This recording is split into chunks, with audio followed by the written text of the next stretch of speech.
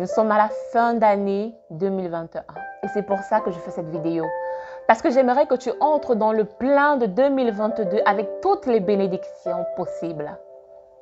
Ce soir, je vais te parler de l'ingratitude. J'ai vu des personnes perdre leur commerce à cause de l'ingratitude. J'ai vu des femmes perdre leur mari à cause de l'ingratitude. J'ai vu les gens perdre tout ce qu'ils avaient de précieux à cause de l'ingratitude.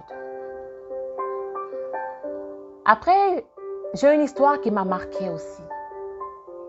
Je ne connais pas toute l'histoire, mais je connais une petite partie.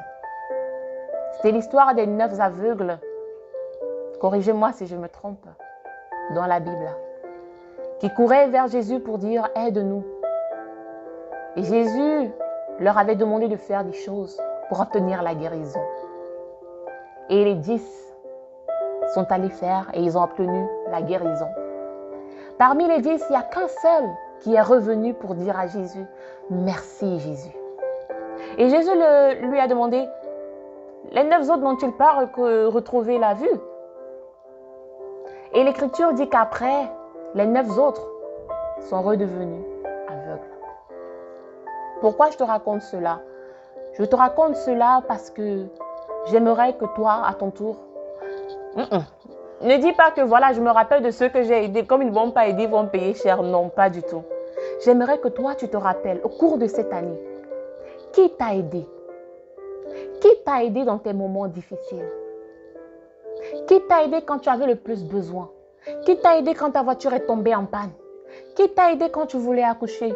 Qui t'a aidé quand tu voulais organiser ta soirée d'anniversaire ou ton mariage et ta tenue était peut-être brisée, quelqu'un est venu pour arranger?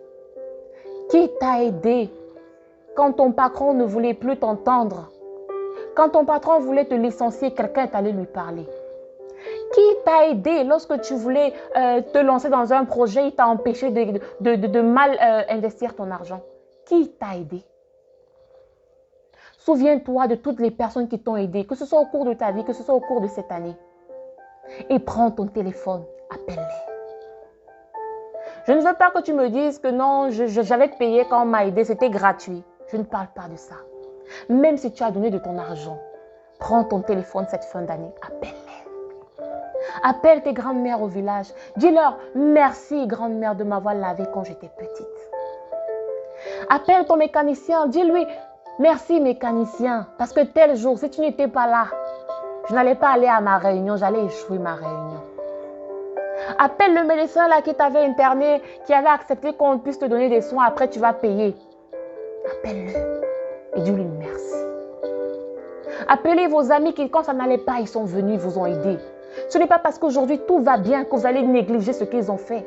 Car ce petit geste-là, cette chose-là que vous simplifiez peut vous coûter cher pour les jours à venir, pour les mois à venir pour certains, pour d'autres, pour aujourd'hui.